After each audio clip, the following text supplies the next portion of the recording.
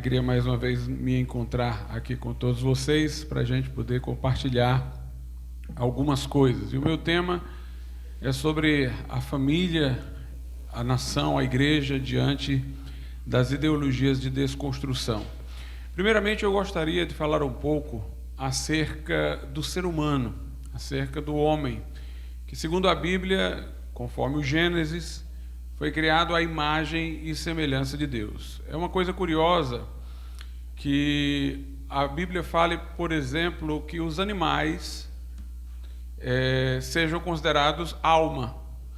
A expressão alma vivente é aplicada não somente aos seres humanos, mas também aos animais. Algumas traduções contemporizam a tradução e botam ser vivo, mas no original tem alma vivente. Alma viva. Espírito também há passagens, como no livro de Eclesiastes, que faz alusão a espírito de animais, o espírito dos animais. Mas espírito, alma, em relação a animais, tem um sentido bem diverso daqueles que nós damos a esses termos quando aplicamos ao homem.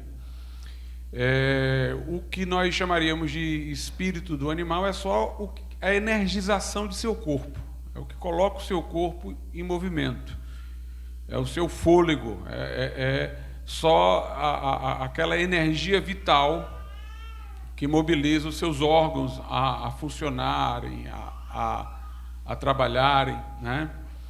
E a alma é exatamente o composto do animal, dotado dessa energia, na condição de um ser vivo, que está vivo, né?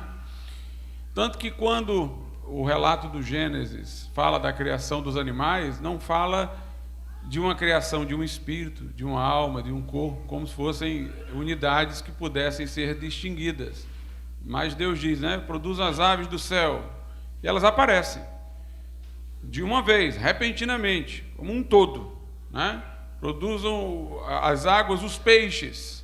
Apareçam os animais que rastejam, e eles aparecem num composto completo, né? Você não tem como separar num animal espírito, alma e corpo. A alma é o que ele é energizado, vivo, né?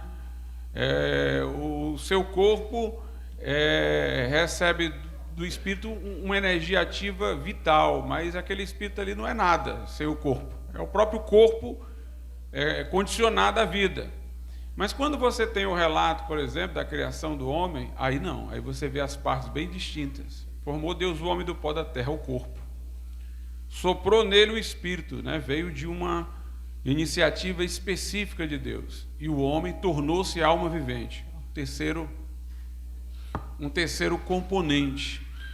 Então, o espírito do homem, ele veio diretamente de Deus no relato bíblico. No livro de Eclesiastes diz que o corpo volte ao pó de onde era e o espírito volte a Deus que o deu, para prestar contas, inclusive, como um espírito que vai a Deus com um grau de consciência para responder diante dele em juízo.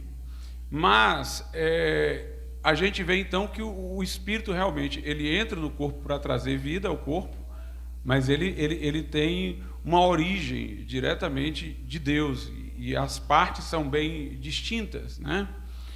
E quando o espírito interage com o corpo, o homem se torna alma. A alma parece-nos pelo texto um terceiro componente que tem uma influência da dimensão espiritual e da dimensão corpórea, né? Que é resultado da interação do espírito com o corpo. Se nós formos aludir à trindade divina, e se Deus fez o homem à sua imagem e semelhança, nós vemos que nessa descrição tríplice, o homem tem espírito, alma e corpo, há um reflexo da trindade. Como há um reflexo da trindade em cada componente, né? O corpo, por exemplo, ele tem cabeça, tronco e membro. A alma, conforme até os clássicos da filosofia, ela existe como alma vegetativa, alma sensível e alma racional.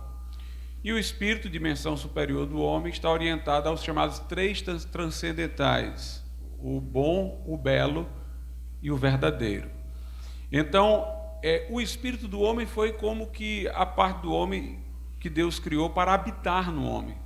O Espírito de Deus habitava e habita, quando alguém está reconciliado com Deus, no espírito do homem, de acordo com o entendimento que nós temos da Bíblia. Por isso que mesmo depois da queda, ausente o Espírito de Deus do espírito do homem, ficou a memória, pela qual o espírito do homem se orienta aos três transcendentais: o bom, o belo e o verdadeiro, né? Pode ser que o homem não associe isso a Deus, em quem absolutamente o bom, o belo e o verdadeiro estão identificados, mas é o que ficou como lembrança.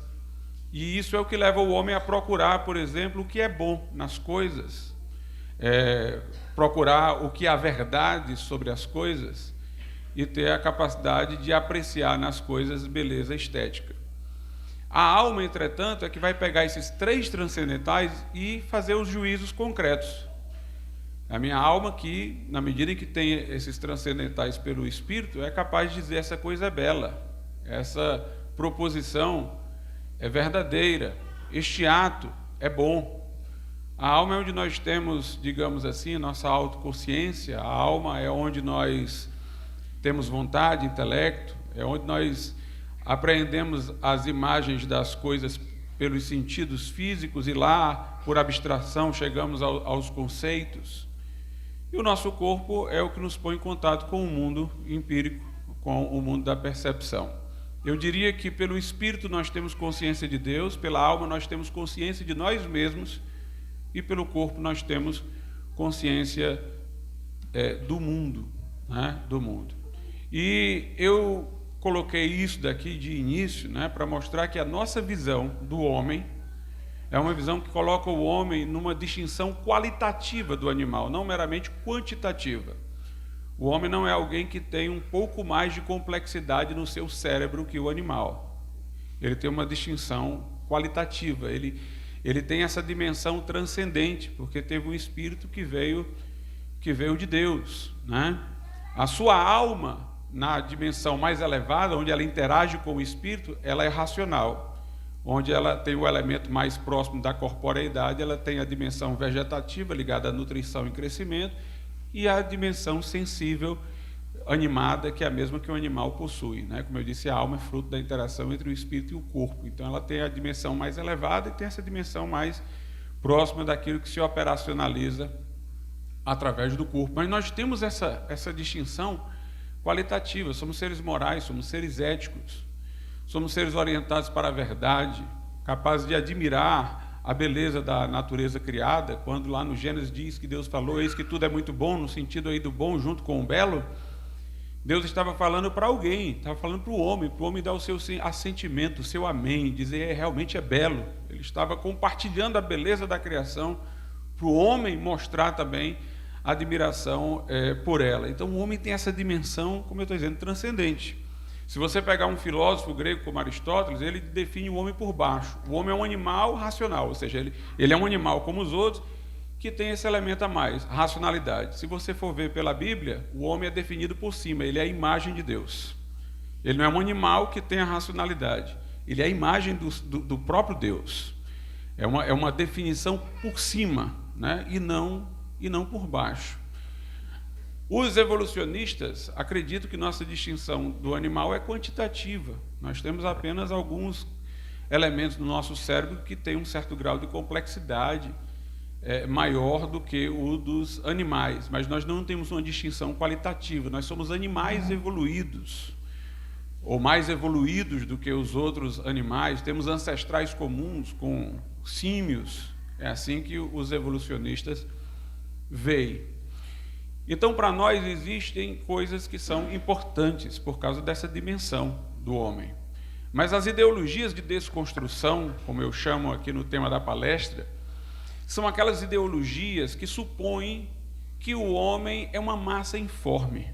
Aliás, tem duas visões do homem como massa informe, ou da natureza humana como inexistente, como se houvesse não uma natureza, mas uma massa informe humana. Existem duas visões. Uma ligada mais ao campo das ciências da natureza, sustentada por alguns evolucionistas. Alguns evolucionistas dizem: bem, o homem é um animal que evoluiu e chegou ao estado de consciência e racionalidade. E a partir desse momento que ele chegou ao estado de consciência e de racionalidade, ele pode ser o condutor do seu próprio processo de evolução. A evolução foi ao acaso, a evolução foi tempo e uma série de coincidências, uma relação de tentativa e falha e acerto, e até que deu no homem. Mas a partir do momento que chega no homem, o homem, como é dotado de racionalidade, ele pode ser o condutor da continuidade de sua própria evolução. Os que pensam dessa maneira supõem, então, que alguns seres humanos deverão planejar como deve ser a humanidade. No livro Abolição do Homem, C.S. Lewis fala daqueles que se pretendem os planejadores da humanidade. Então, esses que chegaram lá, que perceberam isso, disseram, não, nós agora vamos conduzir a evolução do homem, então vamos nós aqui decidir o que é que o homem vai ser. E tem uma concepção mais ligada dessa da massa informe, a visão das ciências culturais, do espírito, humanas, sociológicas e tal, daqueles que dizem, não, o homem é produto de sua classe, é produto de seu meio, o homem pode ser reelaborado através de uma nova educação, um novo condicionamento, uma nova instrução, através da familiarização dele com novos entretenimentos, com uma propaganda bombástica numa direção diferente daquela que ele tem, para ele se refazer em função disso. Então vem também essa outra ideia de planejar, né, um outro ser humano, constituir, criar um outro ser humano, como se nós não tivéssemos uma natureza humana, como se nada fosse objetivo, como se nós fôssemos, como eu disse, uma massa informe para ser modelada numa ou noutra direção. O Bauman, quando fala de uma sociedade líquida, né, ele está falando exatamente da fragmentação dos valores, da diluição de tudo aquilo que era sólido, né? Ele fala disso até mais como um sociólogo constatativo, não quer nem fazer propostas de adesão a isso, não. Ele mostra a questão de como as coisas têm se arruinado, né? E isso para exatamente criar a oportunidade desses que estão dizendo, vamos agora fazer uma nova humanidade, vamos construir, vamos planejar uma nova modalidade de humanidade. Então é isso que nós estamos vendo agora com essas ideologias de desconstrução. Vamos desconstruir o velho e vamos construir o novo. É interessante que Nietzsche uma vez falou uma coisa com muito acerto. Ele disse, olha, Deus morreu. Foi a primeira afirmação dele. O que ele acertou não foi isso, não. Isso ele está errado, né? Quem morreu foi ele, no final. Mas é disso daí que ele vai fazer uma afirmação que faz sentido. Ele disse, Deus está morto. O que ele queria dizer com isso era que a cultura tornara Deus irrelevante, a cultura secularizada. Nós não precisamos mais de Deus para explicar isso, de Deus para explicar aquilo, de Deus para explicar aquilo, nós não precisamos mais disso. Mas a coisa que ele afirmou que faz sentido, ele diz o seguinte, se Deus morreu para a cultura, o próximo passo vai ser o homem morrer. O que ele queria dizer com isso? Ele dizia, a imagem que nós temos do homem, como um ser, por exemplo, dotado de dignidade, falamos da dignidade da pessoa humana, um homem que tem direitos fundamentais como direitos inalienáveis, imprescritíveis e tal. Ele diz, essa ideia de homem, ela depende ainda daquela visão do homem criado à imagem e semelhança de Deus. Mesmo numa cultura secularizada, onde Deus já não era mais relevante para nada, algumas coisas ainda eram mantidas sem que se tivesse uma memória cultural relacionadas ao fato da concepção anterior de que o homem era a imagem e semelhança de Deus. Ele diz, mas com o tempo, quando Deus morre para a cultura, se torna irrelevante, com o tempo também, lentamente, as pessoas não vão ver mais o homem como sendo a imagem e semelhança de Deus, logo não vai fazer mais sentido dignidade da pessoa humana, direitos fundamentais, que é o que nós estamos vendo acontecer hoje, né? Quer dizer, o homem quis tornar Deus irrelevante para a cultura, mas se confortar com os benefícios culturais que uma geração que colocou Deus como importante para a cultura trouxe, né? Vamos viver esse homem com direitos, esse homem com dignidade, mas isso daí vai se perdendo. Hoje em dia nós temos não somente teorias abortistas que negam a dignidade do embrião, do feto, mas nós temos propostas como a de Peter Singer, que são neonaticidas, né, que se deve poder sacrificar o filho. Primeiramente ele disse com 1 mês de nascimento, agora já está dizendo até 1 ano de nascimento, se for isso do interesse da mãe. Os velhos, se quer defender para eles a eutanásia, o suicídio assistido, para quem quiser antecipar a sua morte com um médico que não vai ser responsabilizado por ajudar você a morrer. Então a ideia de dignidade humana vai se esfacelando, é o que nós temos visto. Então a ideia é tomar a humanidade como uma massa informe para criar uma nova humanidade. E isso, pessoal, está sendo feito devagarzinho, mas planejadamente. Nós, por exemplo, muitos aqui são da minha idade, ou talvez até um pouco mais jovens. Quando éramos criança, quando éramos adolescentes, na sessão da tarde a gente assistia aqueles filmes em preto e branco, né? Os filmes que os nossos pais assistiram. Jerry Lewis, filmes do John Wayne. Eu assisti os seriados que os meus tios, que minha mãe assistiram, que continuavam na televisão, Rin Tin Tin, não sei o que mais lá. Mas vocês notam que hoje, nos grandes canais de televisão, a Globo com notoriedade, nada disso mais passa. Isso está deletado. Nessa Netflix, por exemplo, as novas séries, os filmes, são todos com ideias de famílias compostas por pessoas, casais, entre aspas, né, que não são casais propriamente, do mesmo sexo, com novas modalidades de família, de concepção e tal. A indústria do entretenimento está para normalizar uma série de coisas que nós considerávamos anormais.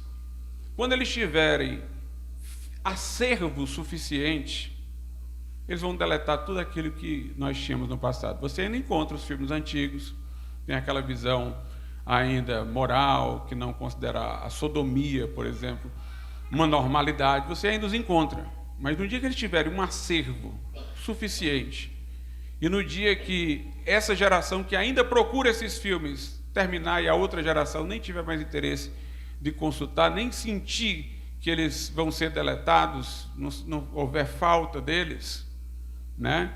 Por isso põe os seus filhos para assistir os antigos, que é para poder manter aceso aquilo ali, né? Mas aí pronto, vai ser um grande reset, como dizem, né? Vamos apagar tudo e aí a coisa totalmente nova, né? Uma nova visão, uma nova coisa, uma nova formação assim. Então nós estamos nesse processo de desconstrução para reconstruir uma humanidade planejada, como se o homem não tivesse uma natureza. Eu queria só pegar um pouquinho d'água aqui, ver se trago para cá aqui, que eu estou com sede.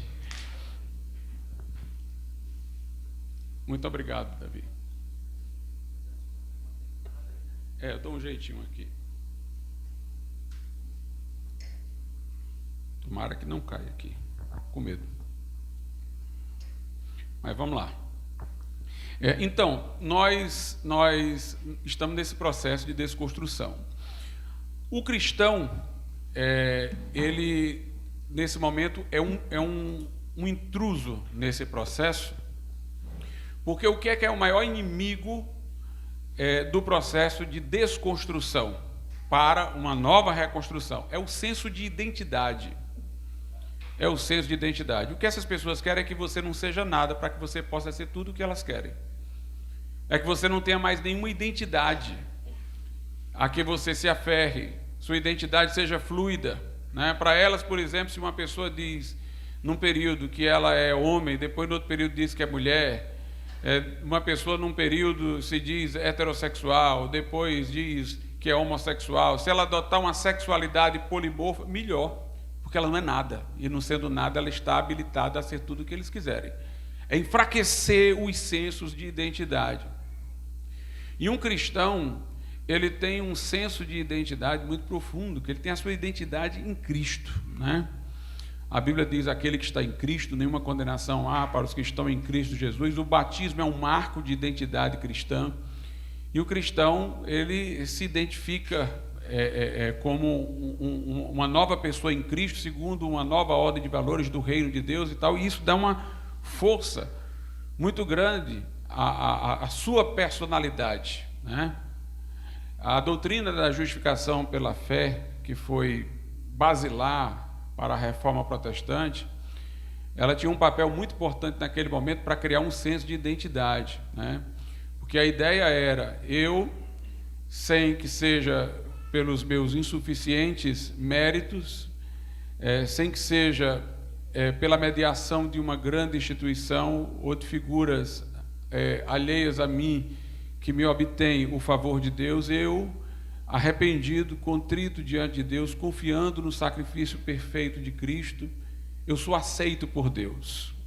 Ele me aceita incondicionalmente, não pelo meu mérito, não porque eu estou abrigado dentro de um sistema institucional e tal, mas Ele me aceita por causa de seu Filho. E Ele me declara justo no seu tribunal.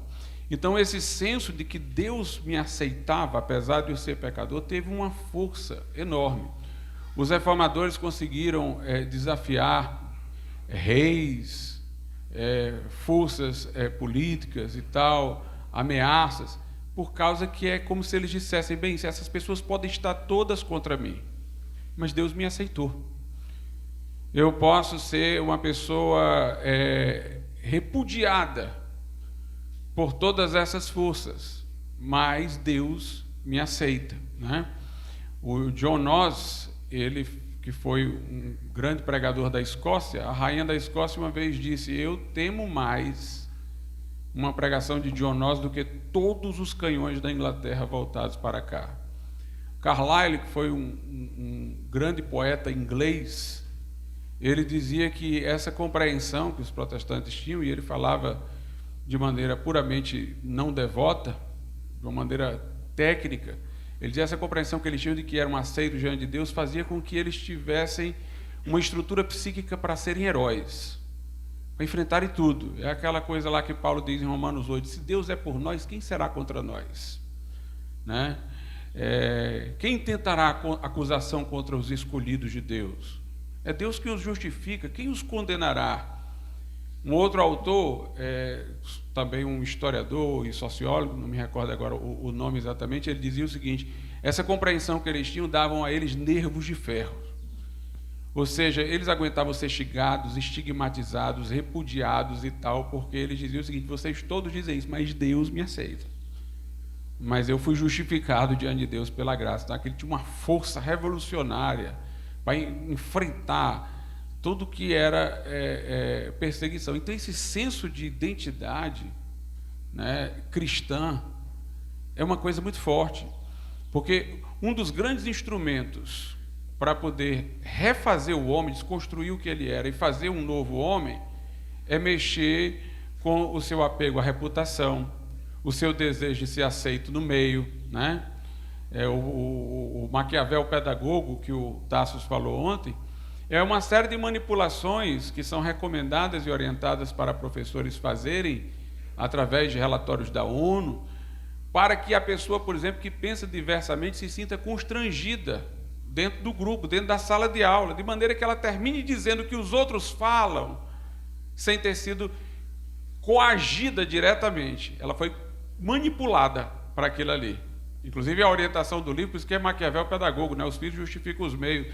A ideia do livro é o seguinte, faça de uma maneira que ela não se sinta violentada, ela não está sendo forçada pelo professor, faça ela chegar à conclusão de que foi ela mesma que quis, foi ela mesma que disse. Faça ela dizer por si mesma o que você quer que ela diga, mas manipulando. Ou seja, ela percebe que se ela falar diferente, o grupo não aceita. Ela percebe que se ela falar diferente, aquilo ali vai criar um choque cultural. Aí você vai manipulando, mas dando a entender que não, mas você é livre para dizer sua opinião, mas o ônus de dizer a opinião é pesado demais. Ela termina dizendo o que o professor quer. E aí o professor induziu ela a falar o que ele queria, como se ela tivesse a convicção daquilo ali. Então, esse é que Agora, se a pessoa tem um senso de identidade muito forte, não é isso que eu penso. Ah, mas o grupo todo está contra, que esteja contra mim, que esteja. Eu sei que Deus me aprova. Deus está comigo. Não interessa o que você pensa, o que você não pensa. Esse senso de identidade do cristão é uma grande ameaça a esse sistema de manipulação que nós estamos vivendo. Hoje em dia, eles querem fazer você, por exemplo, se for contra formas de família que eles estão inventando, formas de sexualidade que eles estão querendo normalizar. Se você for contra, eles querem que você que se sinta culpado. Eu não estou tendo amor. Eles vão lhe acusar de discurso do ódio, intolerância. Aí você vai ficar, eu estou ofendendo alguém, eu estou machucando alguém. Aí você que se sente culpado, em vez da pessoa que está em relações promíscuas, contra a natureza, agindo, né, de maneira antinatural. Em vez de ser ela que vai se sentir culpada, é você que vai se sentir culpado se você for manipulado. Eu estou odiando e tal. Aí, para um cristão, isso ainda é mais perigoso. Eu acho que isso foi feito para cristão. Porque aí o cristão pensa, estão pensando que eu sou uma pessoa que odeia, mas Jesus pregou o amor, eu tenho que mudar o meu discurso. Porque Jesus veio ensinar o amor. Inclusive, eles vão usar até o cristianismo. Olha, Jesus ensinou o amor e tal. E você com o discurso do ódio. Olha a manipulação, irmãos. A manipulação que se faz para você trair os seus valores. Então, é toda uma reformulação do mundo para a pessoa sentir orgulho daquilo que era pecado e que é pecado ainda. Não é à toa que uma pessoa aí está num programa desses televisivos aí, com grande auditório, ela se declara como alguém que tem uma sexualidade heterodoxa e todo mundo aplaude e tal. Ele ganha autoestima, está cheio de jovem aí optando por caminhos de sexualidade pervertido, porque isso dá notoriedade, isso ganha aplauso.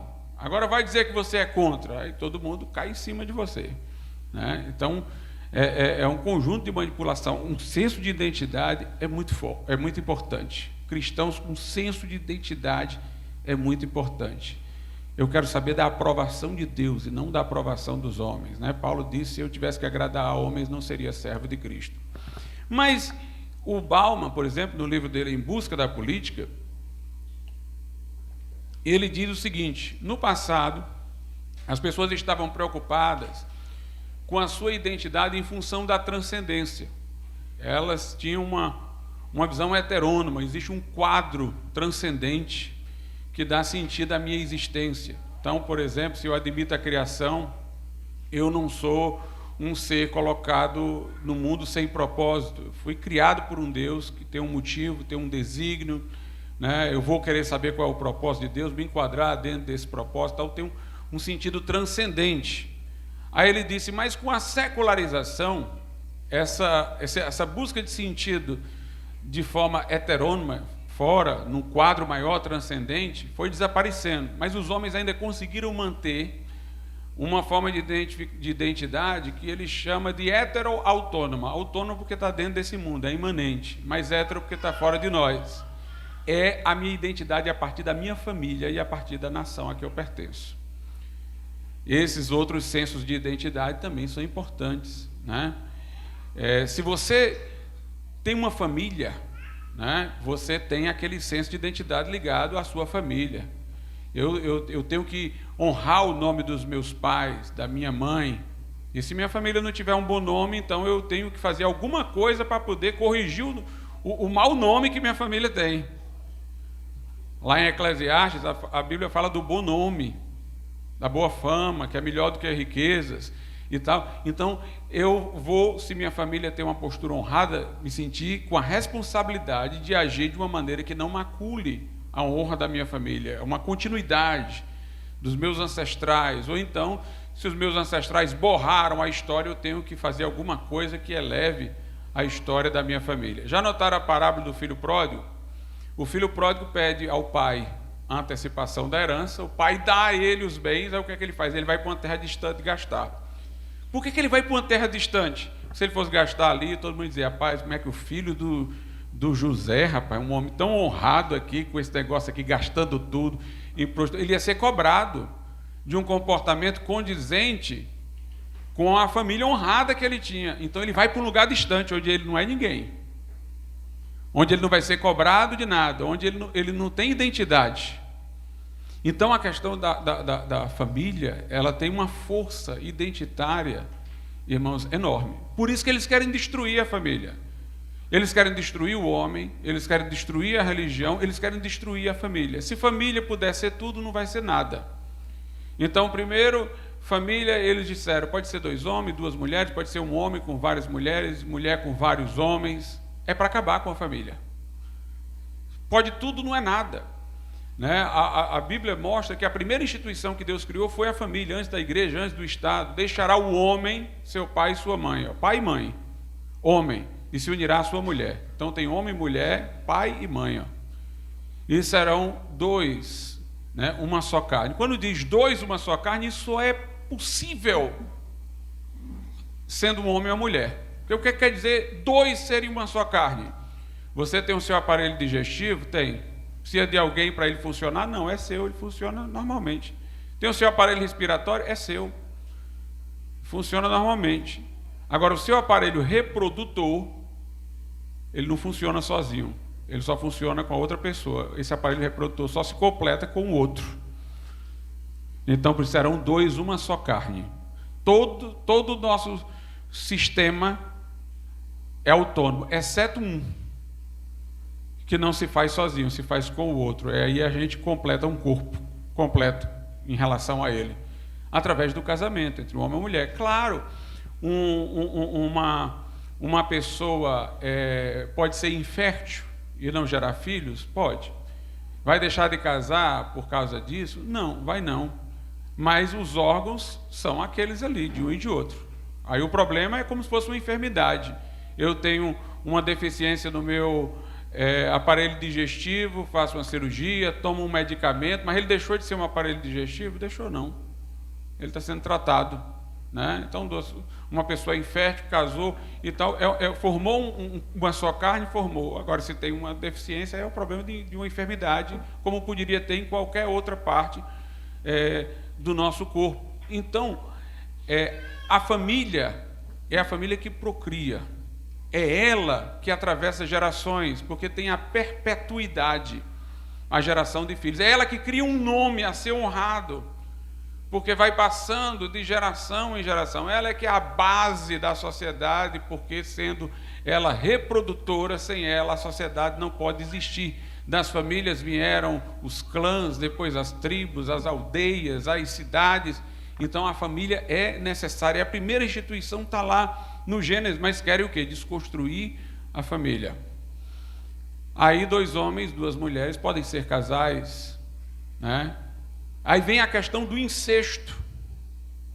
É interessante que no Admirável Mundo Novo, do Aldous Huxley, ele fala disso, né?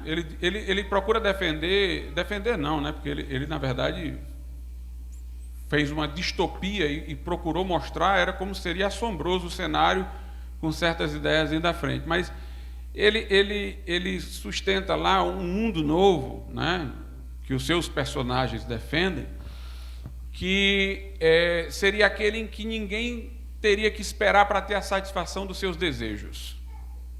Tem um professor lá, Mustafa, que vai dar uma aula e diz assim: olha, se você já teve uma experiência de ter um desejo e não ter a satisfação dele imediatamente, um aluno diz: eu gostei de uma menina, demorou algumas semanas para eu poder conseguir namorar com ela. Isso é terrível, né? É terrível, é uma sociedade mimada que se quer constituir, aquela em que não há obstáculo ao desejo, ele tem que ser satisfeito imediatamente, que termina gerando uma sociedade de gente egoísta, caprichosa e tal. Aí as crianças são submetidas na história, né? Olha que faz tempo, viu? Elas são submetidas a jogos eróticos. Elas fazem jogos eróticos para se erotizarem precocemente. A ideia de uma educação sexual para erotizar as crianças. A OMS recentemente, acho que foi a OMS, né?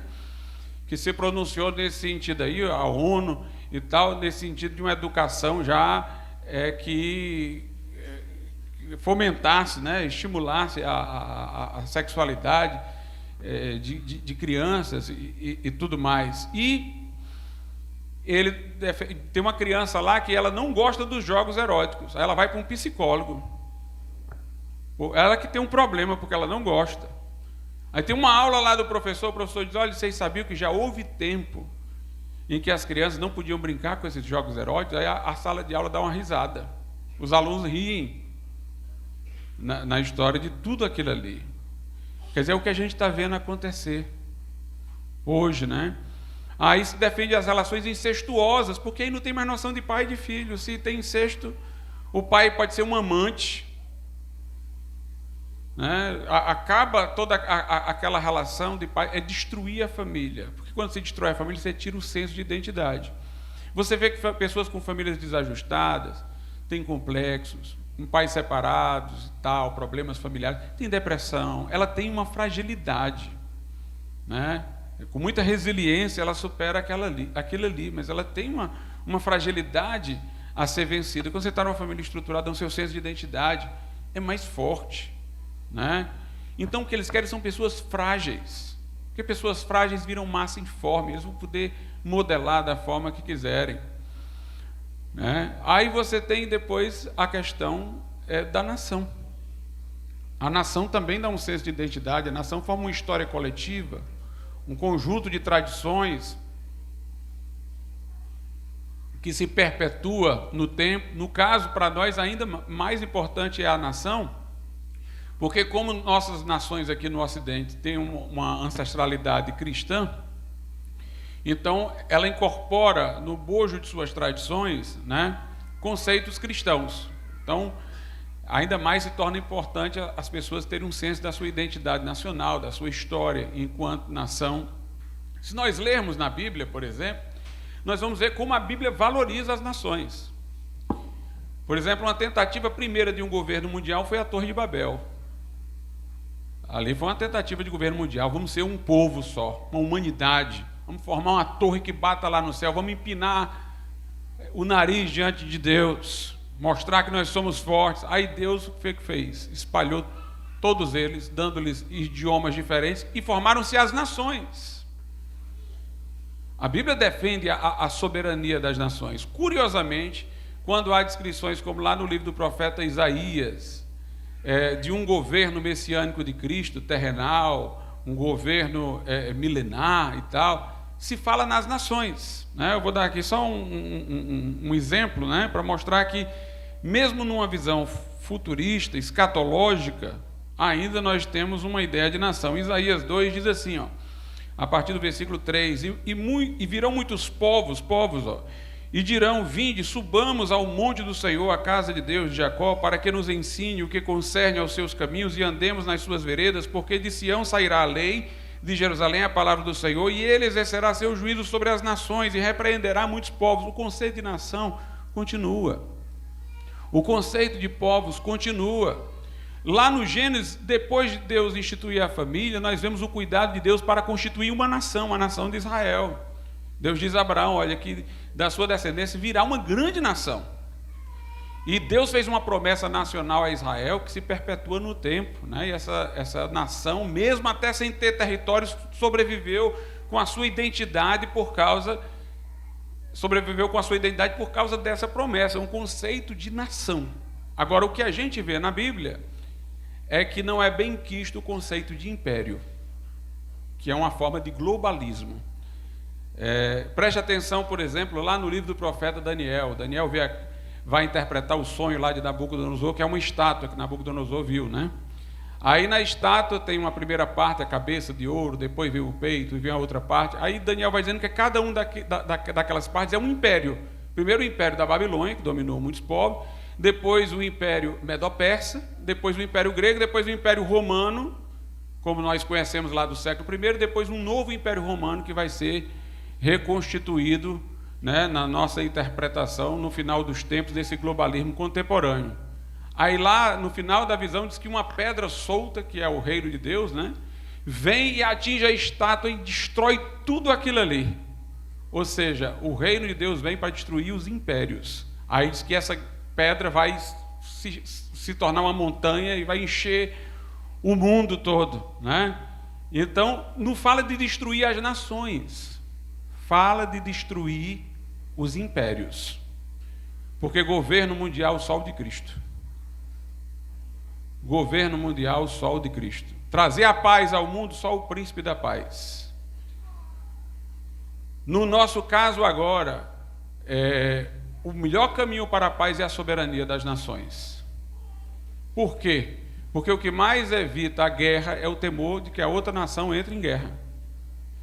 Não é um reino que vai gerir a paz, não. Com a humanidade caída, como nós a temos hoje, ainda não redimida absolutamente, o que faz um país temer entrar em guerra contra o outro é que dois aqui do lado dele podem entrar em guerra contra ele. É como a separação de poderes, né? Executivo, legislativo e judiciário se equilibrando mutuamente. Então, para o mundo internacional, é a soberania das nações que equilibra, né? Durante a reforma, né, foi que surgiu a ideia do Estado-nação, desses estados nacionais.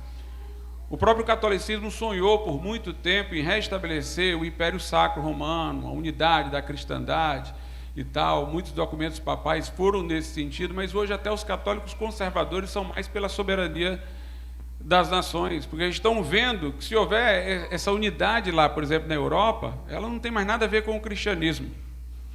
É uma unidade globalista. E aqui eu vou para o outro ponto. Se eu passar um pouquinho, me aguentem aí, porque eu acho que é importante que eu vou falar. A globalização deve ser distinguida, pessoal, do globalismo. A globalização foi econômica, foi a internacionalização dos mercados. Deixar de o Estado subsidiar coisas dentro de seu próprio território, determinados mercados, abrir para o mercado global.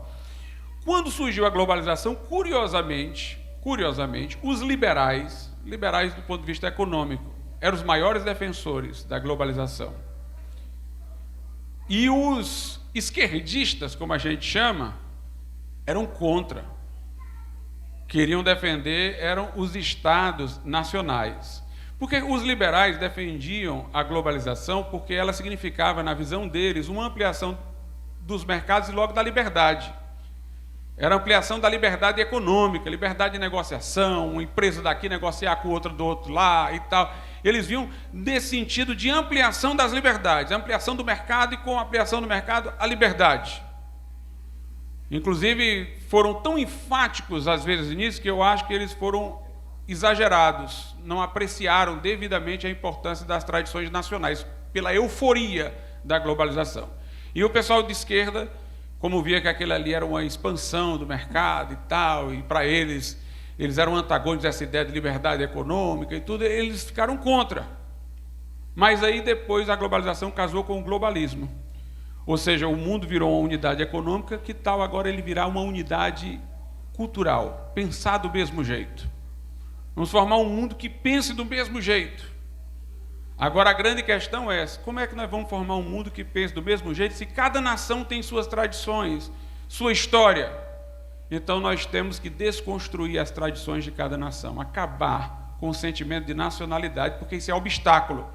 Como a gente não pode defender uma ideologia que é dessa nação, vamos criar uma ideologia global. Como quiseram criar, por exemplo, o Esperanto como uma língua internacional, que nem deu certo, né? Como criaram o euro na Europa e acabaram com as moedas nacionais. Vamos criar agora uma cultura global. Então, mais uma vez, entra a ideia do planejamento. Se a gente ficar com o que as nações construíram, não tem como formar essa unidade global. Então, a gente tem que desconstruir tudo que é nacional e construir uma ideologia global para poder unir. Nessa hora, aí as pessoas defensoras da liberdade, mesmo econômica, os liberais, ficaram mais próximos dos conservadores. Não, peraí.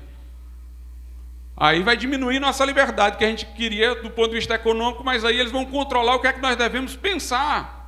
Eles recuaram e ficaram mais próximos dos conservadores. Aí os esquerdistas dizem, agora a gente quer global mesmo, a gente quer global, porque era o global ideológico. Aí agora a gente quer. Inverteram. Eu vivi esses dois períodos.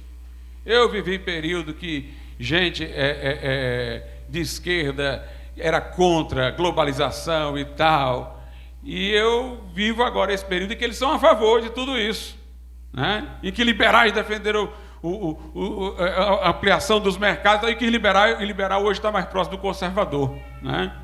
Com medo dessa questão do domínio das mentes e dos pensamentos. Então, vem toda essa carga ideológica para criar essa nova humanidade. Quanto mais eles desconstruírem o óbvio, melhor. Porque quando você não sabe mais nem o óbvio, você está entregando tudo para eles fazerem. Então, não saber mais o que é homem, o que é mulher, o que é isso, o que é aquilo, e construir esse novo mundo. Aí você diz assim, e eles, professor?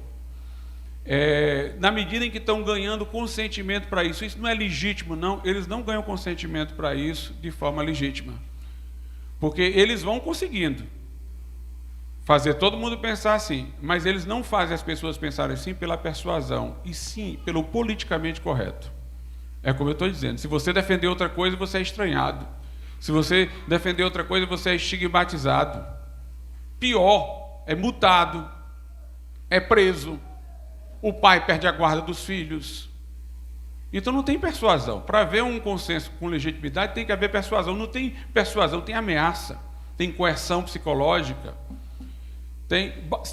Nesses países todos que essas ideologias já entraram, se eles quebrassem o politicamente correto e deixassem as pessoas defenderem o que elas realmente pensam, em 50 anos todo mundo voltava a pensar como era antes.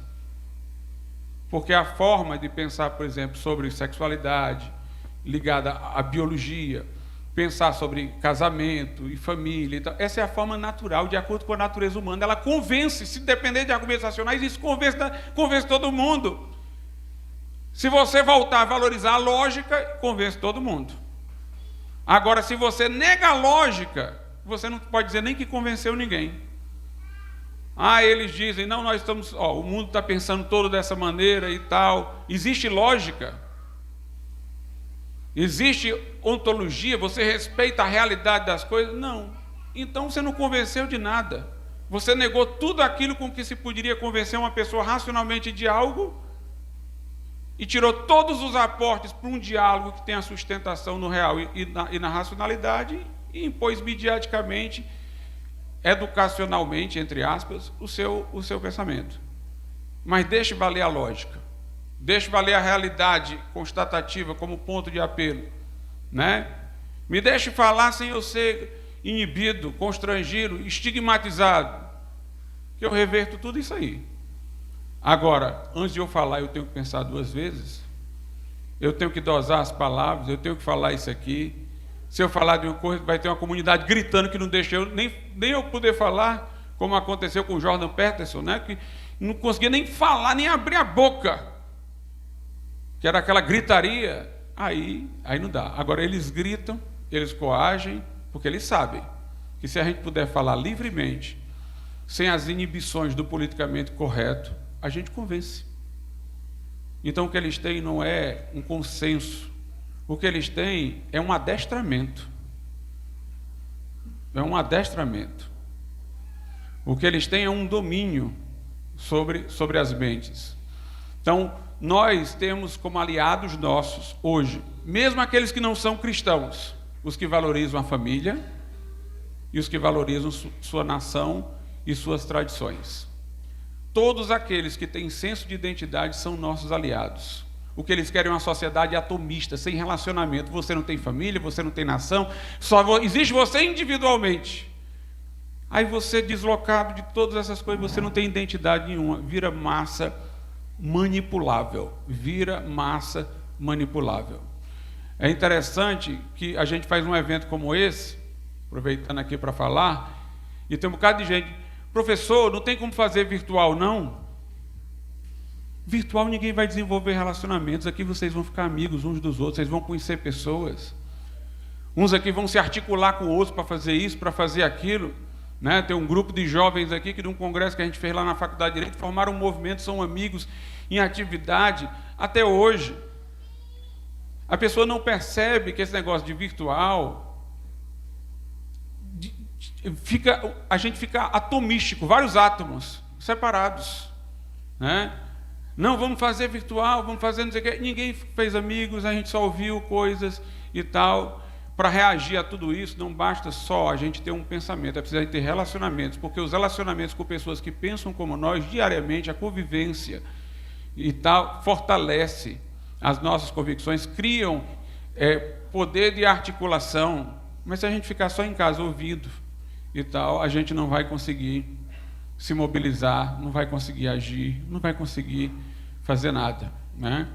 Então a minha maior, às vezes, tristeza é essa, é que alguém diz: professor, se você fizesse virtual, seriam 500 pessoas, mas você faz assim, ó, dá uns 70, 80, 100, eu prefiro, né? Eu prefiro, porque cria relacionamentos. O que eles querem é isso, é ele deslocar da família, deslocar da nação, deslocar de relacionamentos, ele colocar sozinho. Um átomo, sem relacionamento, sem identidade comunitária, sem identidade familiar, aí você vira massa de manobras. Então, é devastar tudo e colocar esse globalismo, né, dominante. Então, todos aqueles que têm senso de identidade, né, de pertença, devem ser nossos aliados, né? Não deixemos que ninguém faça de nós uma massa de modelar para tornar aquilo que eles querem. Saibamos quem nós somos. Uma das coisas mais maravilhosas que eu vejo no apóstolo Paulo é uma expressão dele tão simples. Ele diz: pela graça de Deus eu sou o que sou. Ou seja, eu sou alguma coisa. Eu sou o que eu sou agora. Pela graça de Deus, eu sei quem eu sou. Eu não sou o que eles vão dizer que eu sou. Eu sei quem eu sou. Eu sei qual é a minha identidade, né? Então nós temos que ter essa força para resistir a essa onda do globalismo. Deus abençoe a todos.